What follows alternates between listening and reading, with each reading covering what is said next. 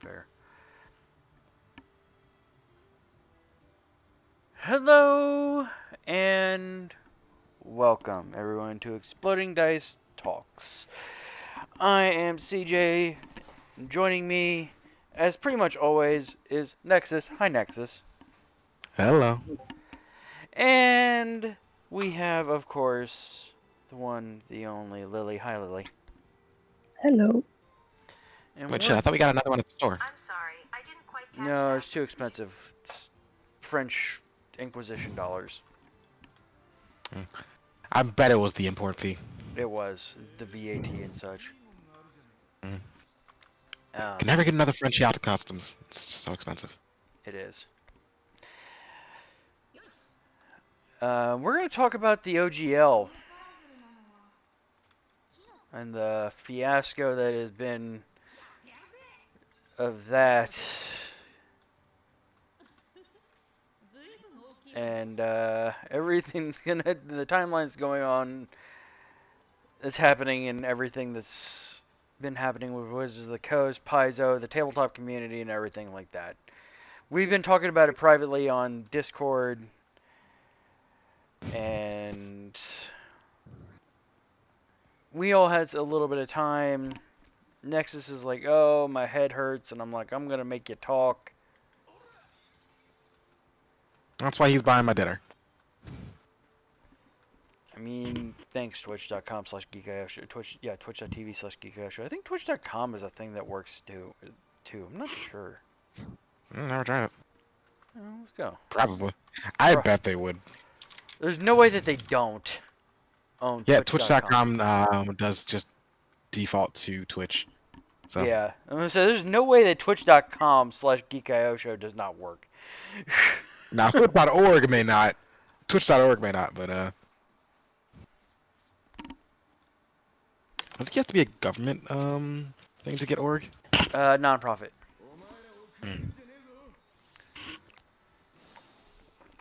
But yeah, so what, about 2 weeks ago now, so first of all, we should start with what the OGL is. For those of you who don't know, the OGL, or rather what it actually means, the Open Game License, was a alternative to the Creative Commons licensing used for practically every other type of business in the world.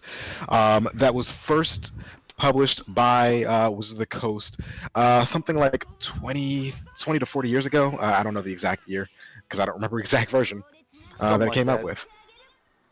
But long story short, what it was... Okay, so if it was 3.5, that's a little bit under 30 years ago. Approximately 25. But long story short, what it was a document saying that so long as you follow these specific guidelines, you are able to make your fan content for D&D, and we will not have any legal claims to it aside from things that are being sold specifically to make monies. And even then, as long as you pay us that little bit of fee for trying to sell it over certain platforms, you are in the clear. Do whatever you'd like. The reason that this was chosen over people signing up over, say, the much more famous Creative Commons is that there was a vastly more defined freedom to the OGL as opposed to it, which meant that people were able to make their entire different game systems based off of the OGL, where if it was a Creative Commons licensing, you practically wouldn't be able to do that without leaving yourself open to being sued by Wizards of the Coast in the future or any other corporation whose content you copied. But the OGL was very simple. It said, this is the information that is freely available for anyone to use so long as they follow these rules. Go nuts. And for the vast majority of the last 25 years, that has been their stance, with the exception of D&D 4e and their lack of the OGL, but we can cover that later. Right. With D&D 4e being the least popular Dungeons & Dragons game of all time up to this point, for a variety of reasons, stretching from the fact that nerds don't like change, and it was a very big change, to the fact that it just didn't have the freedoms that previous editions, 3.5 and 30, especially being known for. When it came time for them to release their newest edition of the game, that is D&D 5e, 5th edition, um, they reinstated the OGL, and this is the version of D&D that most people nowadays are most used to.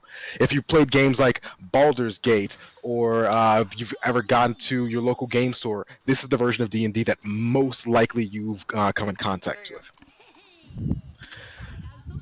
About 2 weeks ago, as we previously stated, Wizards of the Coast, after having over a month or two ago announced that they are going to be making the next evolution of D&D with their One D&D initiative, including its own private virtual tabletop, announced that they are going to be releasing, or rather updating, their open game license to accommodate this. And inherently, there's nothing wrong with that. Change can be good, and they can adapt and bring in a new system. It's not a problem. And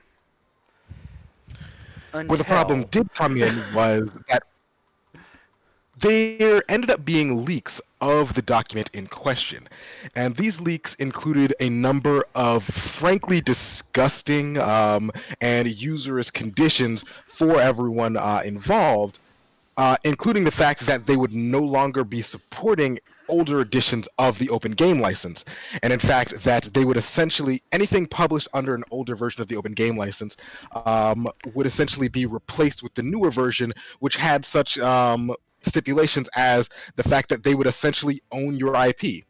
You would keep all of the name of it, but they would have a essentially eternal license to use your content without having to contact you and without having to pay you practically up until the end of time, and they could do whatever they wanted with it, including making it illegal to produce it. Yeah. There are other stipulations as well. Things like decrying the fact that the open game license was only ever supposed to cover tabletop RPG content, specifically books, meaning that there was a time when it was very much up in the air whether or not you would be sued for making things like D&D themed character sheets, or drink cozies, or pins and buttons like you might get at a convention or on Etsy. Or dare Anything saying that making dice or anything like that. That happened to be, if you happen to say it was like too close to Dungeons and Dragons flavored dice or anything like that. If you put an owlbear on those dice, you better hide them. Yeah. But because of this, there has been, as I'm sure you've seen by the fact that you're looking this up, or maybe you haven't, and we're luckily you're first, claims about the legality of it all. A massive fan outpouring about their dislike for this thing, to the point where we've had very famous and large content creators, to the likes of, say, Ginny D, and the likes of Kobold Press and other large content creators, essentially decrying it and saying that they will not make any more content if this is what it's going to come down to. Yeah. A massive outcry of the hashtag OpenDND community sprang out from nowhere because of all of this. Led by those big creators like Jenny D and Matt Coville of MCDM, and some who have since backed off of it a little bit like that. But nevertheless,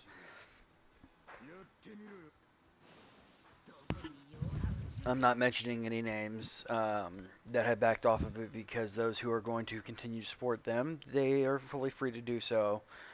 And I support them in supporting them. There are also people who have, since this dilemma, decided to back off out of D&D entirely. I myself, as you guys have seen, am a professional dungeon master, and I have personally chosen to stop running D&D games altogether, largely because of reasons we'll talk about later on. I'll give my own personal feelings on the subject. But one of the things that made this entire dilemma very scary was because, due to the wording of the new open game license, any game that was made and built off of D&D became liable to just fall into the hands of Wizards of the Coast, and most notably Hasbro, who owns Wizards of the Coast.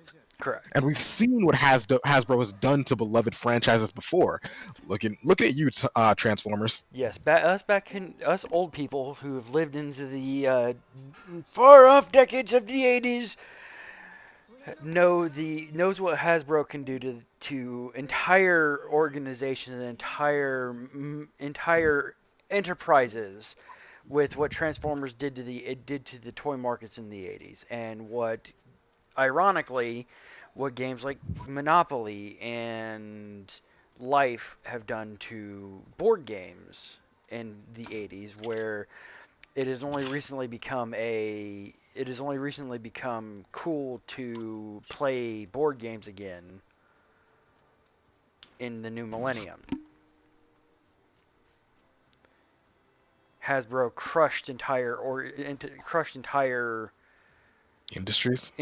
That's the word I was looking for, back in the 80s, by not allowing anybody to be able to enter into them.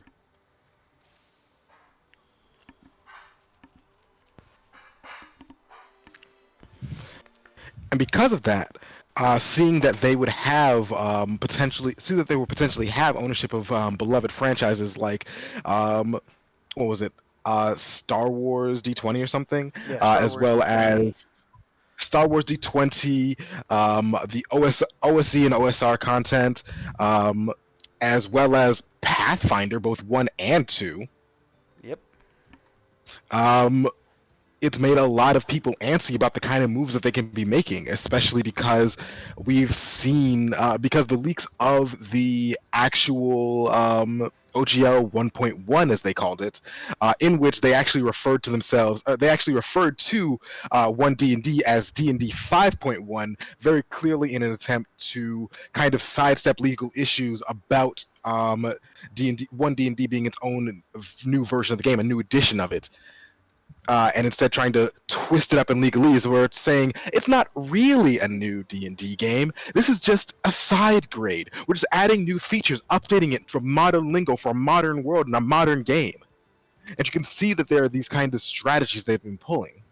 And one of the things that made the community more scary is the fact that one of the things that made it more scary for the community is the fact that there were reports of them having contacted third-party content creators and essentially getting them to essentially trying to get them to sign NDAs and forcefully get them to sign the new open game license, because once you sign it, you've agreed to the terms of the contract.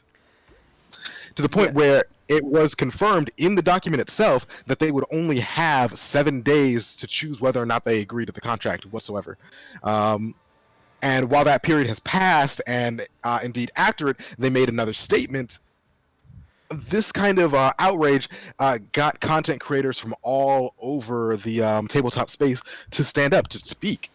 We got more people talking about the leaks about what's going on with Hasbro, what's going on in the Wizards of the Coast, what's going on with D&D Beyond. We've had people speak up from content creators that have decided that they're going to not only not do D&D content anymore, but they're going to start making their own systems or their own open game licenses.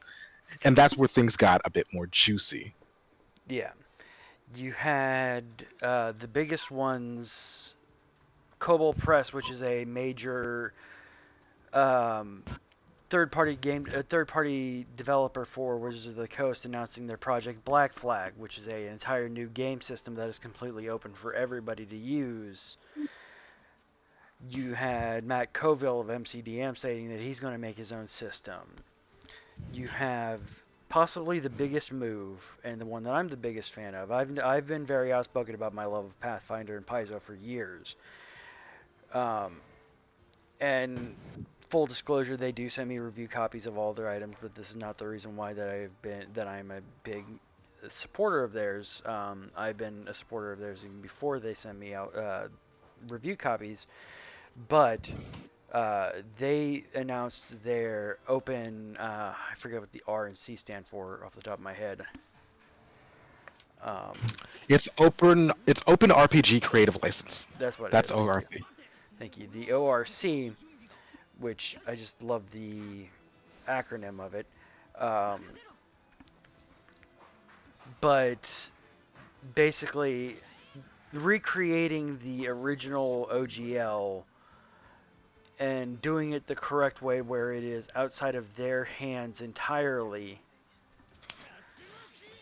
and making it airtight, irrevocable, and irreversible. Which in legalese basically means that it's in perpetuity completely of sound, completely sound in perpetuity. Now you might be wondering, wasn't the original open game license like that? And for 25 years we thought it was. But having analyzed it some more with a gracious host of nerds who also happen to be lawyers, we found out that due to the wording of the original OGL, technically speaking, it could be replaced as long as they cancel the old one, making it no longer a legally binding document, and replace it with something new, which we know was their plan, and we know was what they were doing. They were making these moves to the point where they had actually made a statement saying already that the 1.0 OGL was canceled, that they were no longer treating it as a legal document. Correct.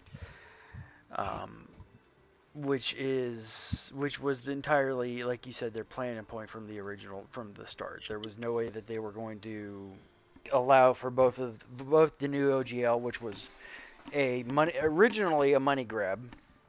I say originally because we're going to get to that here in a moment.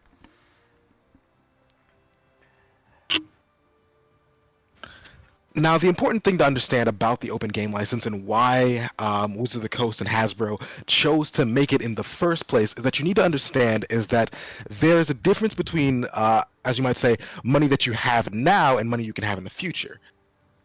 And whilst in the short term, allowing third-party content creators, these private firms and whatnot, to make their own riffs of the game, to make their own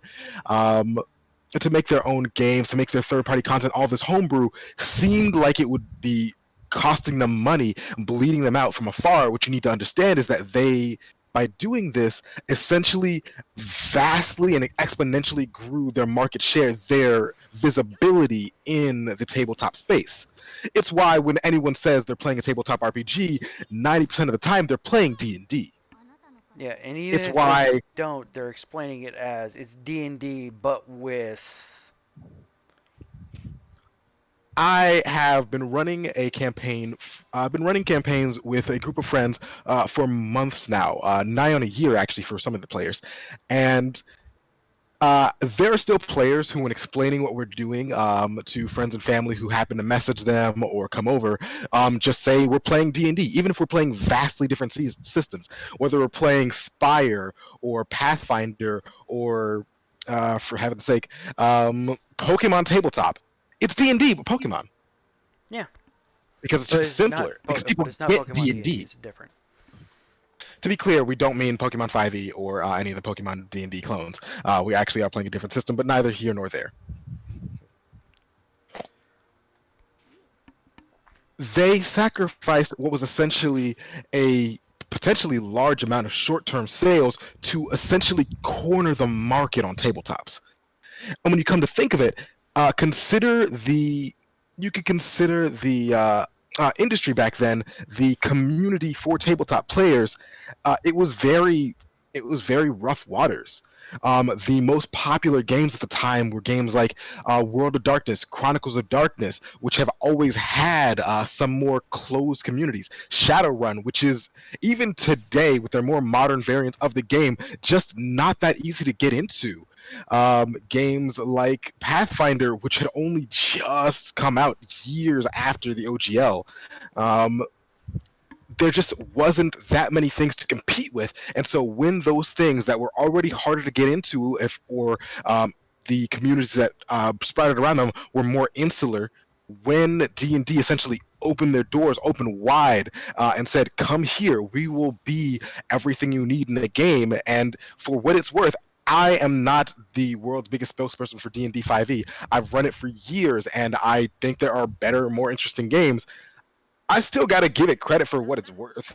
It's the Skyrim of tabletop RPGs.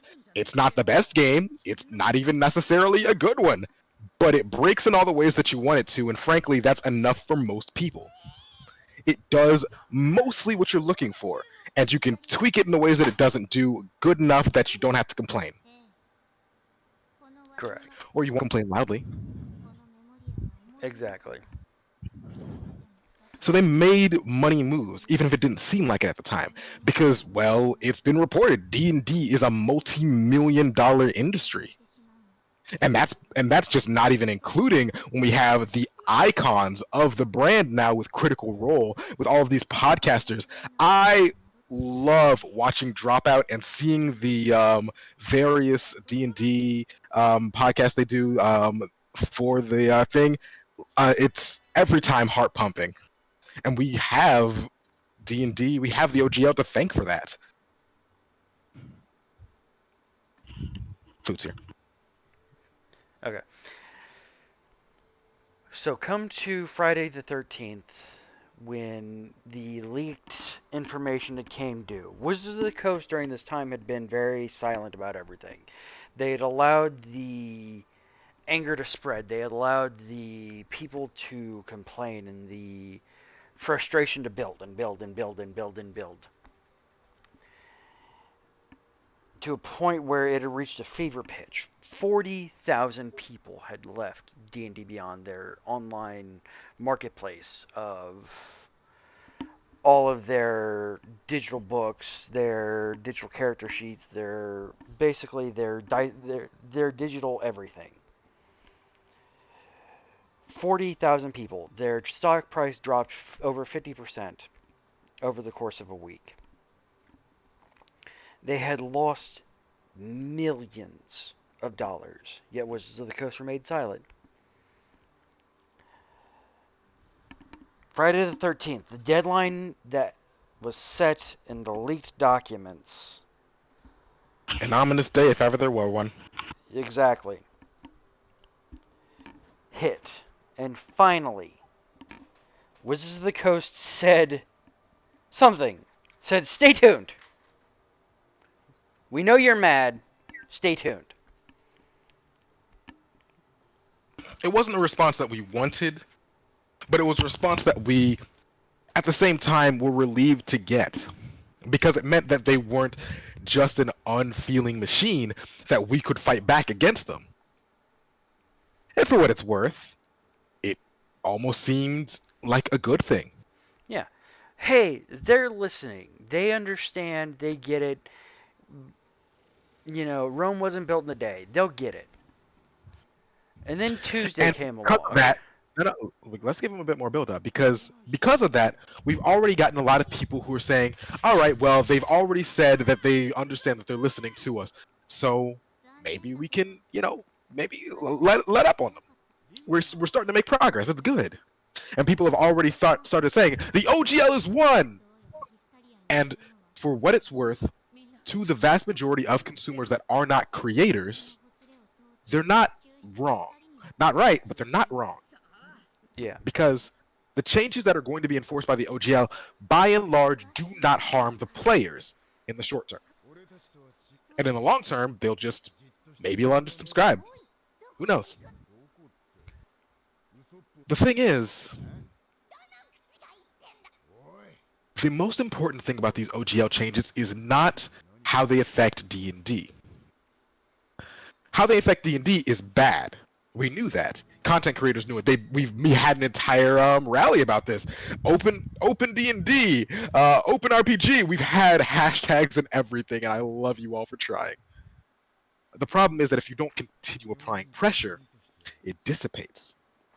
Why do you think they've been bleeding us out over time, making us wait? The anger calms down. You can't hold it on forever. It's exhausting. And the fact of the matter is, we've gotten exhausted. People have seen that we're getting positive changes and they're relenting.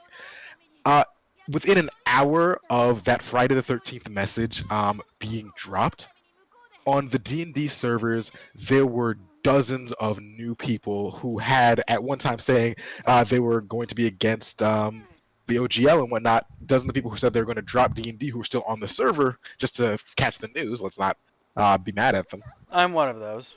Were already asking for new games. Dozens within an hour. And that's fine. No one expected everyone to jump off of D&D. It was not going to happen. That wasn't feasible. That wasn't realistic.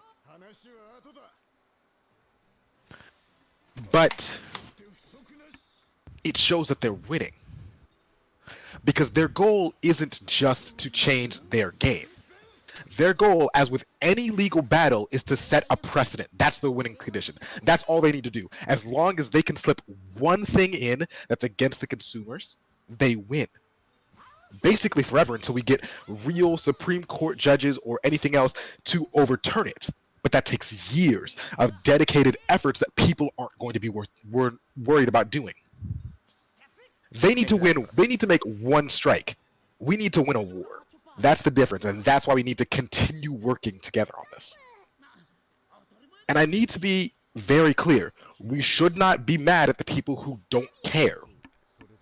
Because using that energy, using that effort, using that amount of emotion on people who just don't understand yet is just a waste of resources.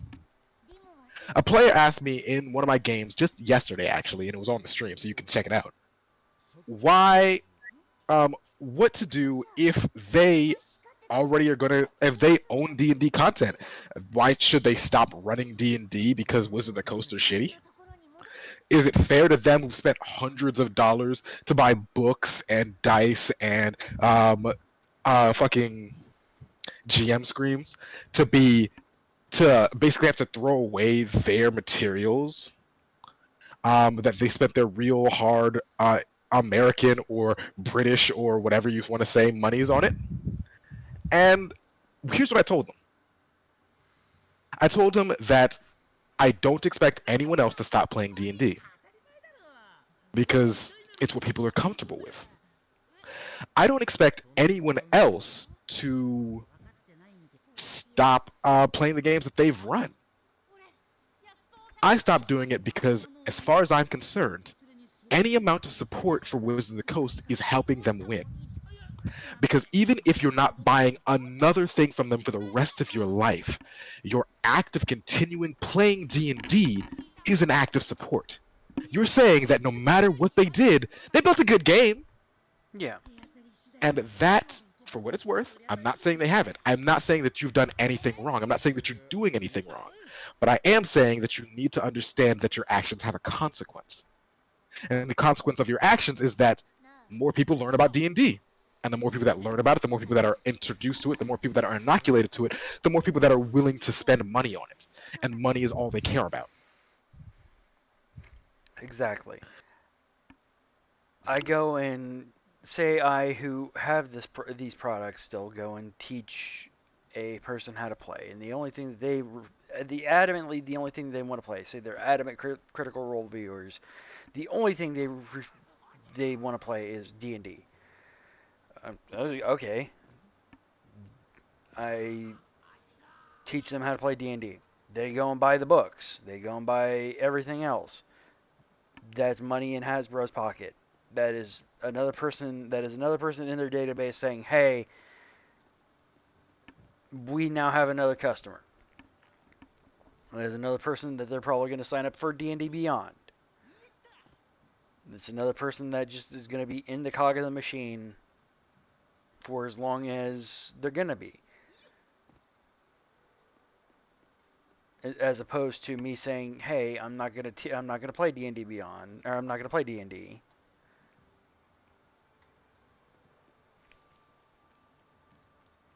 Because The important thing here... Oh, sorry. Oh, no, go ahead. The important thing here is that you need to remember that we are a community. And we should not be harshly reactive to people who just want to do the thing that they enjoy, that they're comfortable with. Because they're not doing anything wrong. Correct. They are just playing a game they enjoy. You should try, and I'm not saying you'll succeed, but you should try to introduce them to something new, something similar.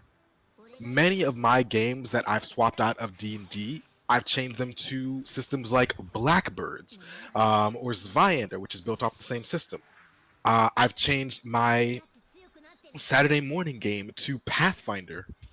Uh, it's not that they have to play D&D. Some people are like that. Some people are stuck in their ways and they will only play D&D, and more power to them.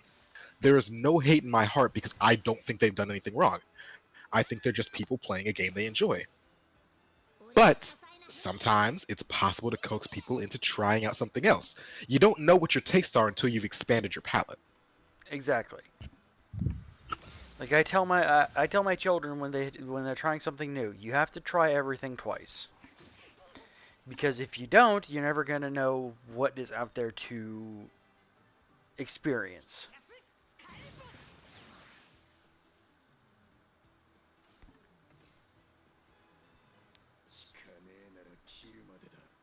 But all that brings us to their announcement today. Well, And I'm we are sure that you've missing been... one announcement. We are missing Oh, please. their middle announcement of kind of a passive aggressive. Yes, Yeah. the gaslight. Yeah. Yeah, we heard you communication. We heard you. That's it. Yeah. We heard you. We were never going to take away your ability to play games. We were never going to try and take ownership of things. It was very executive-y. It was their attempt to gaslight us. Yeah. And for, again, a lot of people, they took it as a sign of positive change, which it wasn't necessarily. More likely, because we have this confirmation, it was an executive response. People from up high in Hasbro were saying, oh no, we just lost 40,000 subscribers in less than a week. What's going on? We've got to stop them somehow. And you see how a lot of now, to delete your D&D Beyond account, there's now like a whole new process you have to go through. Just because of how many people were leaving.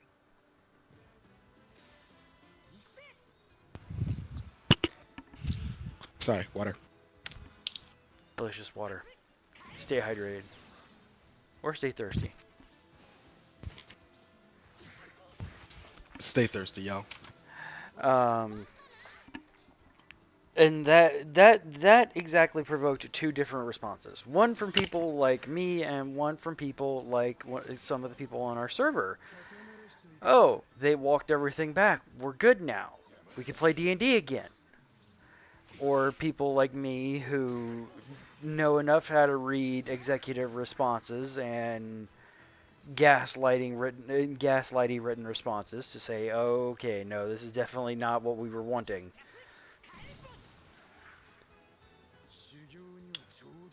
I didn't immediately start saying, no, that's not it. We need to... my response was similar to Nexus's, which was, we need to wait. This is not their final response.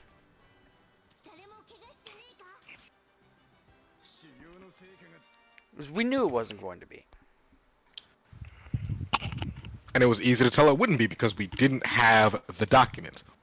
Until Correct. we see the now named OGL 2.0, this fight isn't over. It can't be. Because if we don't see it and it goes through, then all we have is hearsay. All we have is what they want the narrative to be. Which now brings us to today. Which brings us to another executive laying out a very different type of tactic and a very different written statement. Flat out saying, we're sorry, we screwed up. Funnily enough, when I first saw that statement, it just reminded me of that scene from South Park when one of the kids was trying to see about his bank account or something, uh, and all the bank tellers, or maybe it was a cable guy, were just sitting there saying, "I'm sorry," and rubbing their nipples. Because they're not saying anything in this. There's a lot of statements that could be good. They make a statement saying that they won't be attacking virtual tabletops, which I find iffy but could be true. Statement saying that they're no longer going to be affecting the old version of the OGL, which is possible, would be wise, is what a lot of people want. But what people want, the individuals, the gamers, the tabletop community want, is not the same as what the authorities want. It's not the same as what the fat cats want. And I had to say it. Yeah, I tried to say something else.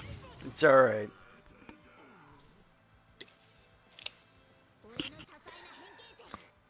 It's just They did try and go around to saying some things like you said, we're not attacking the VTTs. It's like, okay, we're not attacking the YouTubers, the content creators. I'm like, nobody said you were, but thank you for not.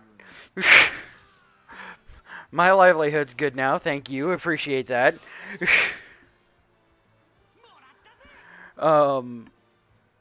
We're not attacking the printed, basically. So Nexus's livelihood is now secured. Nobody said you were, but thank you. But here's the thing, though. The fact of the matter that they brought it up means that it was something they considered. It means it was something that was on their mind. You don't bring up the fact that you're not going to target virtual tabletops unless it was something that people thought. It's something that you considered. You don't bring the fact that you aren't going to attack paid DMs unless that was something that was on your mind, something that you considered doing, something that you could have wanted to do. And I think it's interesting how they went out of their way to mention streamers and YouTube personalities and whatnot, because those are some of the people who have been the most vocal about what's going on. Yeah.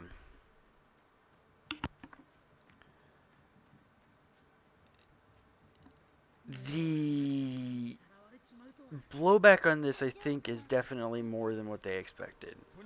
The Open D&D movement, I think, is definitely not what they were fully anticipating.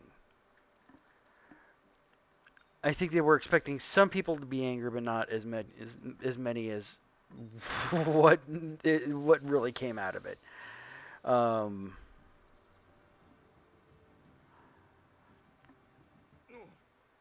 And then they said by Friday, we're going to get the new draft of the OGL.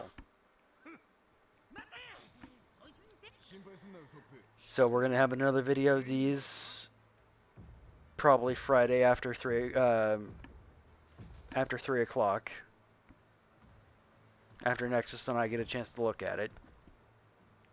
If it's out by then, of course.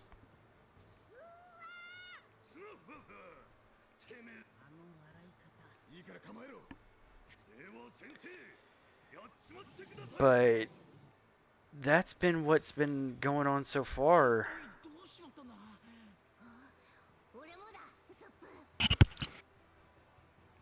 It's been a wild. I mentioned earlier that I was going to say why I stopped running D&D, why I don't intend to run any more D&D. And it's really simple. Because I'm treating D&D, Wizards of the Coast, and all of the content they create as being like an abusive partner. And you can track it that way too. At first, they were very outgoing. They wanted your attention. They released high effort, high quality products. You have the original 5e book, which wasn't perfect, but it was good. It did everything people wanted from the newest edition of Dungeons and Dragons. Several beautiful modules. Some of them, like Curse of Strahd, being beloved even now, literally a decade later. Yeah. They had released other adventures, Storm King's Thunder, the Dragon Queen's Horde. All of these were interesting, that put effort in. But look at the most recent years. We've had, what was the name of that Magic School one? Strixhaven. Strixhaven.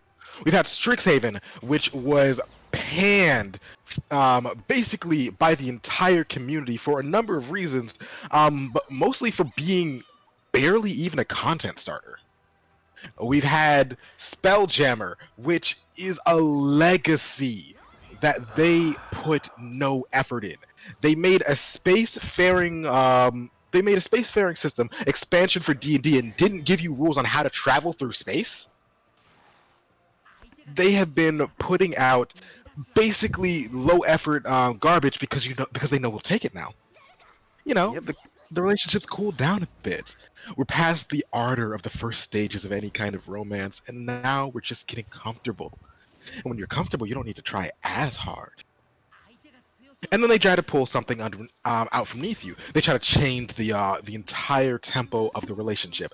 They want to change the OGL, this understanding that we had from the very get-go, and they want to take that away from us. They want to cut us off from the thing that we felt that made us feel comfortable with the system, the thing that made us feel comfortable with our place in this world. And now, after we've gotten support from our loved ones, the community, from our friends, different gamers from different spheres of it, the Pathfinder players are just like, come on guys, come over here, it's okay, we see what's going on, don't let them hurt you anymore. We have cookies. We got cookies and warm milk, let it be. And now that everyone's coming back on them, attacking this abusive partner, they're relenting to the common eye. Hey, I'm sorry. I didn't think you'd take it that way. Let me change this up for you. I just wanted what was best for the both of us. I know how much you hate. I know how much you hate those. What are they called? NFTs. I just wanted to get rid of those.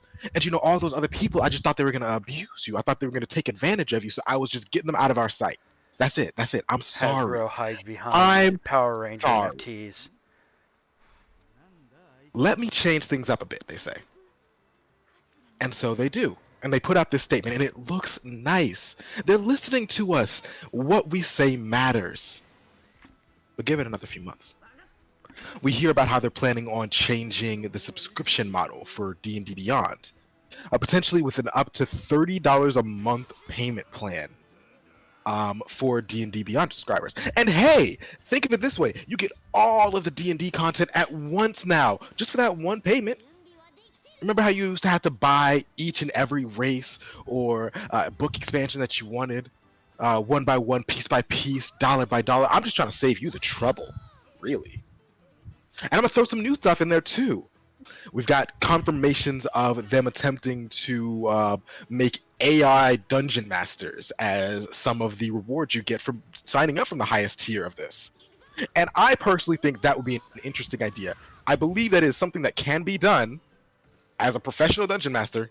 Not saying whether or not it'll be good, but I think it is something that can be done. And to an extent, like any other AI generated art content, that it should be done, but only to the limits of what it is for. I think it is good for people that want to do duet adventures. People who aren't comfortable with doing these group campaigns, who just want to have their story. I think it could work for that. And we should let it have the space to exist for that. Probably won't be successful, but they've got enough money to pump into it that I could be wrong. And I look forward to being wrong on that. But let's also not forget that once they do this, there's nothing saying that they can't change things a little bit more. After all, if big changes at once don't work, then why not little changes? You don't like the OGL 1.1? We'll give you the OGL 2.0. Look, we've taken out all the things you don't like. Don't worry about the fact that we still own all the content. We never said we wouldn't. We will make things more nice for you, comfortable. By the way, have we gotten any claims that they won't include another clause saying that they can change the OGL at any time they want? That's the leak I want to hear about, because it was in the original document. The original document said that when they had these huge royalty parts, that they could essentially change the numbers on them whenever they pleased. Let's talk about that. Let's talk about the fact that until we see the document, we cannot trust a word out of their fucking mouths. Because if we do, we are liable to fall for anything. It's why I cut them off, because I don't want to be in a situation where I start to believe in them again, where I start to have faith. Because once you do, all it takes is a whisper in the ear for everything to go wrong again. We gave them 25 years of faith, and the executives decided that it wasn't good enough, that they needed more money. And so here we have the OGL 1.1, the OGL 2.0. We don't need to trust them anymore. We shouldn't. They've broken the faith, and it's up to them to prove that they are worthy of it again. So let's move on to something else.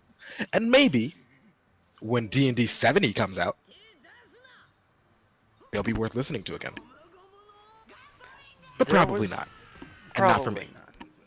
There was a segment. There was a statement on a video I watched today. We are not in Wizards community. They are in ours.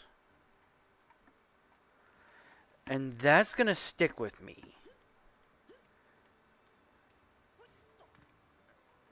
And it's true. The tabletop community existed before Wizards. It really was popularized with TSR, admittedly, yes, which was the precursor to Wizards. But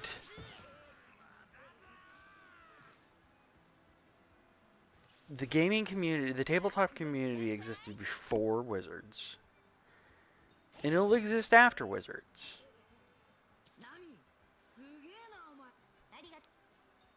Oceans rise, empires fall. Does this mean that Wizards is going to fall? Nobody knows. But what we do know is that a rising tide raises all ships. And we should be together on this, because once we start Exactly. falling apart, they can push whatever narrative they want. It's our fractitiousness that makes it so they can succeed. It's because they only need to succeed at one thing. As long as they can push any one of their objectives, they still win. We need to push them back at every opportunity. Otherwise, we won't win. Otherwise, they get what they want. And it could mean that we lose our beloved franchises. I don't want to lose Pathfinder because Wizard of the Coast managed to pull a fast one. I don't want to lose Lamentations of the Flame Princess because we didn't know that they can change the content of their agreement whenever they damn well please. I don't want you all to lose your Star Wars D20, your fucking Naruto 5e. I don't want our community to lose out on genuinely good content because of greed.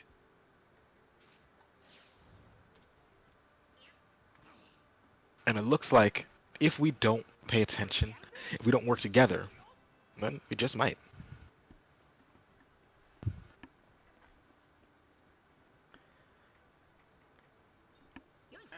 And I think there is a good place for us to actually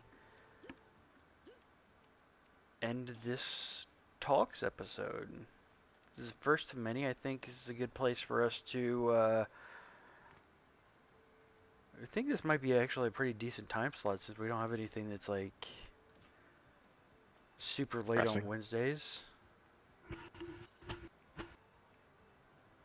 Isn't this die though? True. I don't know. We'll think of something. Might be a better time for Fridays on if we do it on a more regular True. basis. Friday's around this time. Friday's not bad. Regardless, you'll hear from us more in the future, Indeed. and we are so thankful for you listening to us now. Honestly, I've said it before and I've said it again. Geek.io, and I can't speak for Nexus on this, but Geek.io, it has a small community right now, yes. And it has for the 10 years that I've run Geek.io. And it still makes me so happy when I go to a convention and I get, "Hey CJ, you're that guy you're that guy from Geek.io, you're CJ." And I get these people that run up to me and ask me to sign things. And I'm like, "Holy crap, people want me to sign things." Or I got when we did Dragon Con Exploding Dice, speaking of Exploding Dice, and I had a room full of people watching me roleplay an idiot DM for a bunch of idiot players who I love, and I love my idiots. But I had an idiot fly from Australia, and I love my idiot Dale.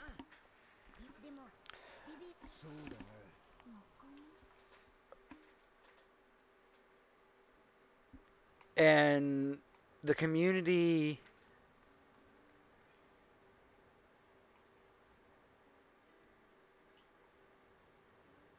surrounding the tabletop community and the geek community in general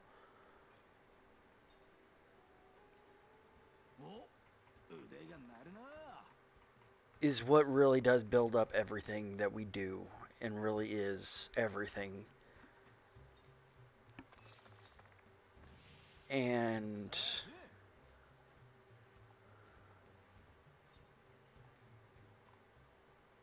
I know this community that we build here, and the EOC, the Elements of Conflict community, is going to be great too.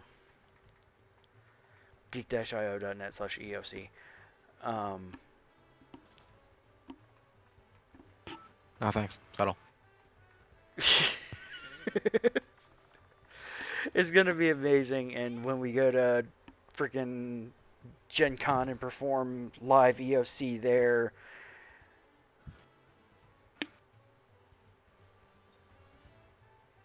it's just going to be amazing. And again, we are the tabletop community. You are the tabletop community.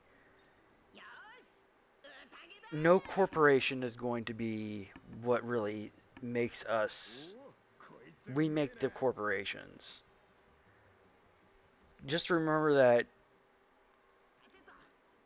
And I am going to say, maybe pay attention to D&D Shorts YouTube channel tomorrow. No particular reason why. Dropping truth bombs. Yeah, no particular reason why, but maybe check out his channel tomorrow. I think he's got some good stuff planned. He's had some good stuff planned today, but I think he's gonna have some real good stuff tomorrow. And yeah, you might want to check it out. Twitch.tv/geeko shows where you can check us out. If you want to chat with us anytime, day or night, geek-io.net/discord. geek-io.net/EOC is where you can find Elements of Conflict, the brand new powered by Zweihander Naruto tabletop RPG that Nexus is making. And yeah. We love you all, be good to one another, and we will see you later tonight with Blackbirds. Hopefully, if Nexus is feeling better. I hope he is. We'll see.